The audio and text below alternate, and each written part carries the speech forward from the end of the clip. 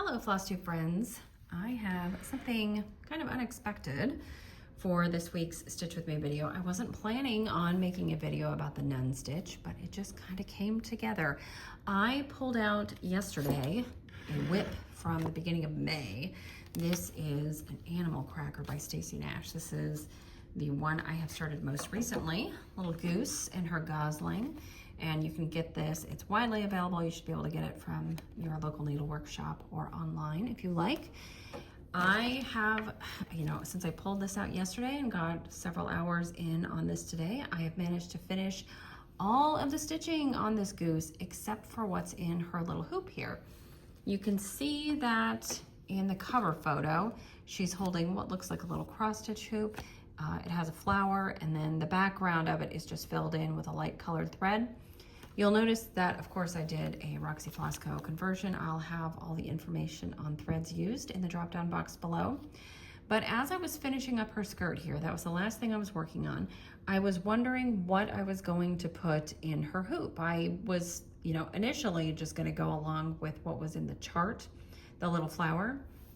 But I thought, wouldn't it be cute if, to kind of, in an effort, bring it down to her scale, stitch something over one. I could do that. I have done plenty of stitching over one. It's not that difficult, but I thought if I stitched a motif or some letters, some text over one, then of course I'd want to fill in the background, and then that would also have to be over one. So stitching all of this inside the hoop over one did not sound fun to me. So I was kind of trying to come up with some other ideas, and I thought about, well, it would be nice if I could make it look a bit three-dimensional. She is holding this hoop. It would be nice if it popped out a bit. And I thought, well, I could stitch on an additional piece of fabric and sort of sew that in here. I didn't know how I was going to do that. And then I had an epiphany. I thought, well, what if I do indeed sew on a piece of 56 count? My animal cracker is done on 40 count, 1/2. But what if I stitch a tiny little bit on 56 over 1, and then I can cut out that little scrap of fabric and lay it here, and then stitch another hoop on top using what's behind it, this one that I already have stitched in, as a guide. And I thought that was a great idea. I was very excited about it. But then immediately I thought, well, how do I prevent fraying? Because the fabric, it would fray. Linen frays, we all know that. It's a problem here. You can see it on the edge. If it's cut in a weird way, if it's not cut perfectly straight, you'll get all these little bits coming off as you're working. Many people will use a serger to serge the edges of their fabric so that they don't have a problem with that as they're working. But if you are just going to have your fully finished piece on display, not framed, not made into a little pillow, you have to do some sort of edging on it, like a hem stitch, in order to prevent fraying. And so I miraculously remembered the existence of the nun stitch. And then I had actually already done this months ago. Sometime last year, I practiced the nun stitch. It was going to be used in a three-dimensional project that, of course, I never did. But that's okay, because I learned the nun stitch. I did have to refresh my memory this morning, or this afternoon, I should say. That's when all this came together. Had to refresh my memory a bit on how exactly to do it. I was thinking it was something like the blanket stitch. It is, but it's different. But it's very simple. So I thought, since I'm going to, create this little piece, I thought maybe you would like to follow along and learn the nun stitch as well. I think it's very useful to know a stitch that you can use to edge pieces to prevent fraying. And you can also just use it as a decorative stitch. It's very nice. So I have stitched this little bit here. This is an A and a little bit of border. It is upside down, but because I started here, did this, then started the edging here and went all the way around. So I'm just finishing up the bit of border here now, and then I'll take it out and flip it around, and you can see the A as it should be seen. But basically you can see here, I just move around the perimeter and create these little stitches horizontal and vertical, and go over each one twice. So I'm putting 2 stitches in the same spot as I move around. So next I'm going from the outside to the inside, and then putting another leg on that same spot. And then here I'm creating a stitch, and this is over 2, not over 1. Over 2, I'm creating a stitch that runs parallel to the edge of the square. 2 legs there, and then 2 legs that are perpendicular to the edge of the square, and you're just moving about in this way.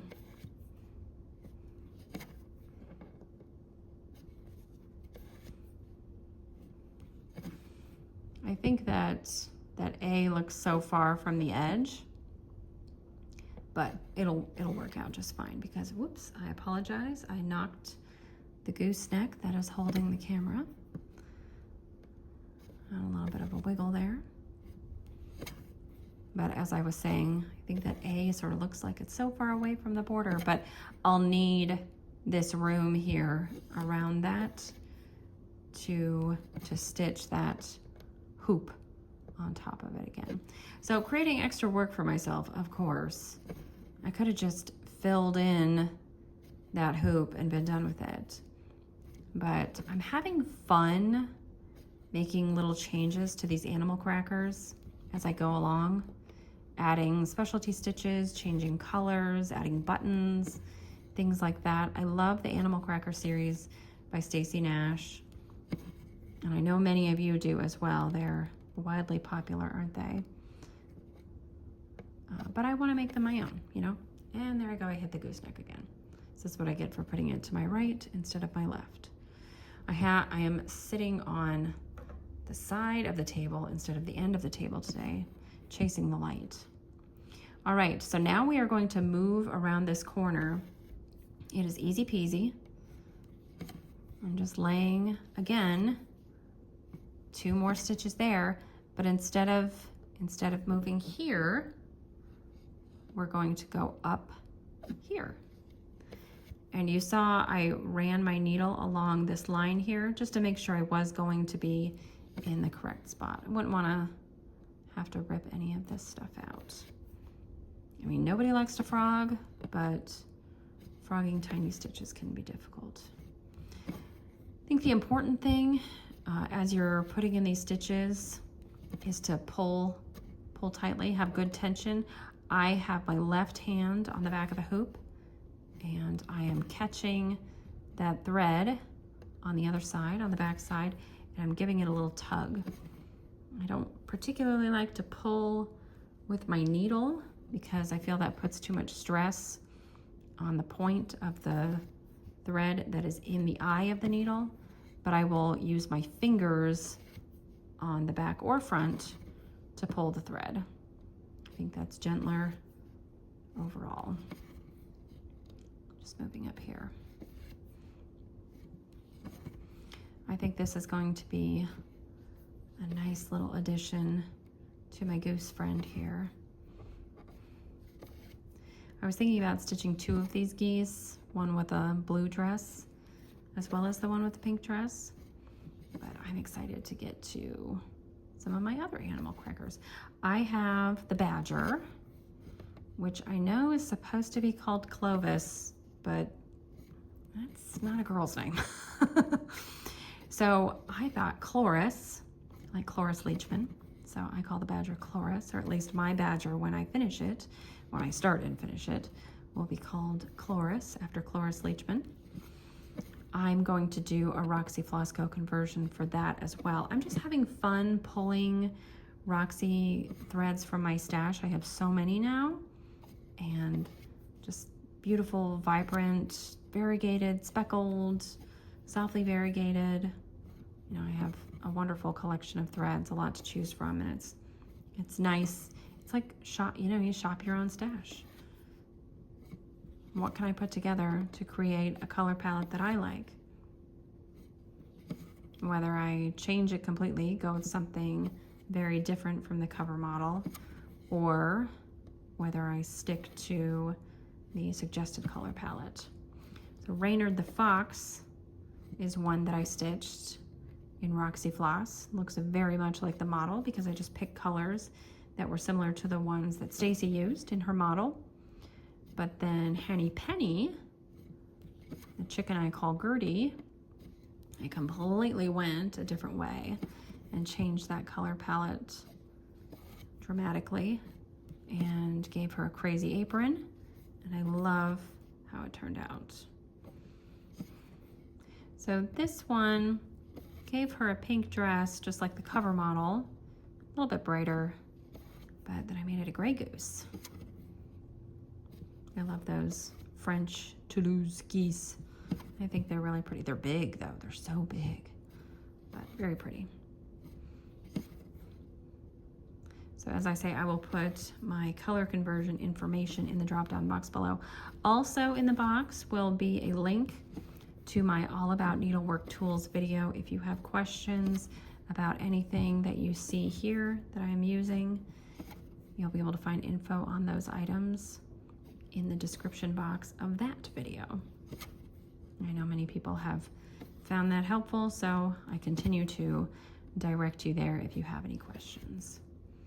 I had a question just earlier today about full crosses versus half crosses on 56, or on 46 count actually. And what I told the stitcher was that I use full crosses over one even on 56 count, and I have done that here with this motif. I prefer the look of full crosses, and so I will take the time to do that. It would of course be easier to just do half crosses over one, but I want things to look complete and full, so that's what I choose to do. But you need to find what works best for you and decide what's more important, full stitches or an easier stitching experience. There's no right or wrong, it's just what works best for you. Okay, so I have completed the border on my piece, and I'm going to take this out of the stand here, move that back. I do not need that anymore, but I can flip this around and show you what it's supposed to look like. Now this is a very small part from this larger sampler. This is a Hands Across the Sea samplers chart exclusive to A Stitch in Time, which is in Hobart, Australia, and you can get it from them. You can order online. And I was thinking about what I would want my goose to be stitching, and I thought, well, she's got to be a sampler stitcher like me, of course, right? And I was just kind of looking around my stitching room, my Floss Palace, looking around the room, and this one jumped out at me, and I plucked it off the wall and just stitched a bit of that corner, and I have that in here. So let's go ahead and secure the thread, and then we're gonna take this piece. I keep saying we. You guys are not doing anything. I'm doing this. I am going to, now see, it's so tight, the stitches are so tight, it's very difficult to get the thread under, but I'm gonna do my best. Yeah, I will, once I have this thread secure, I can take the linen out of the hoop, and then I think we're going, I am going to dare to cut the excess fabric off and see what we're left with. Yeah, this is so tight, which again is the point, to have nice tight stitches. But it is difficult. Oh, there we go. I've actually got a few. And you know, this is so tight, it doesn't even, I don't need it secured under a ton of stitches. Just enough to make me feel comfortable. Okay, let's do that again. Of course, of course, of course. Oh, can we just, okay. I think that's good enough. I'm gonna go ahead and trim that. Better be secure. Okay, now I'm going to grab my screwdriver, and yes, I just use a regular flathead screwdriver to tighten and untighten my hoops. I got a question, I think yesterday or the day before. Why do I keep my linen so tight? Because I like it. Why else would I do it? If I didn't like it, I wouldn't do it, right? People stitch. There are many stitchers who stitch in hand. There are many stitchers who use a hoop but have the linen kind of slack. And then there are stitchers like me who prefer to have our linen drum tight in the hoop. I think if I'm going to use a hoop, I'm going to make it work. Okay, so this is what we have. This is what I have ended up with. I'm going to move that over there. And I am just going to compare this. Look at that. I think that's going to be very nice. Very nice. So I'm going to go ahead and cut this out. We're going to hope that it works. Try to do this on camera. Okay, I'm going to roughly cut it first just to get it down to a much smaller size. Okay. I'm going to try to do this on camera for you, but if I go outside the camera, my apologies. My focus is going to be on trimming this nicely.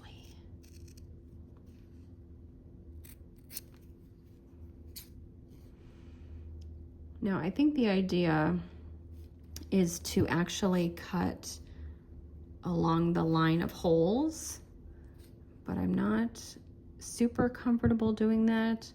Also, I don't actually need to do that. And on 56 count, these linen fibers are really thin, really thin. Okay. Well, that one there looks actually a little bit thicker. That's the thing about linen. It is a natural product made of natural fibers, and some threads in the fabric are thicker than others. Okay, so I have a nice little piece here. I think I can actually pull out. Is it possible to pull? Yep, look at that. So I can pull out that thread there, and this one here. Okay, and this one here, and this one here. And so that means I have like a little bit of fringe here on the edge. And if you wanted longer fringe, you would just cut farther away from your little piece. Oh my goodness, it's so tiny. Okay, it is so tiny. So let's see if this works for a little goose here. Yes, it does. Yes, it does.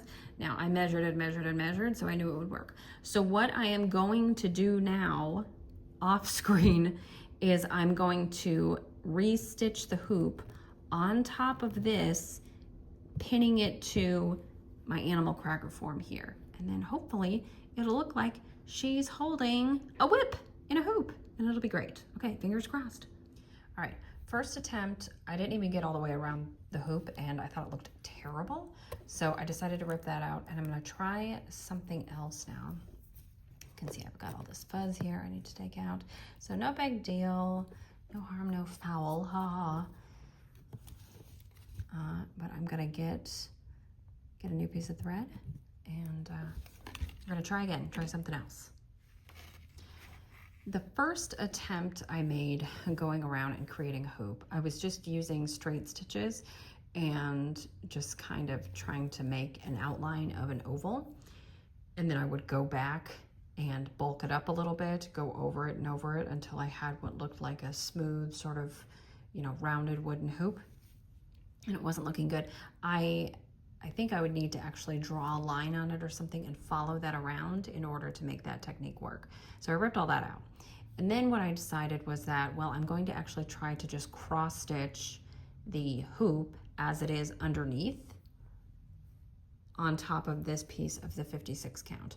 Now, I know that 40 count does not equal 56 count, but on 40 count, you get 20 stitches per inch, and on 56 count, you get 28 stitches per inch. So I figured it's about 2 to 3 is the ratio.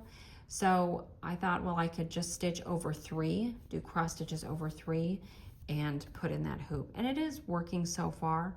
I think, though, that what I'm realizing here is that this doesn't stand out quite enough. So I can continue with the hoop all the way around, but I will have to do something to bulk it up to make it actually look three-dimensional.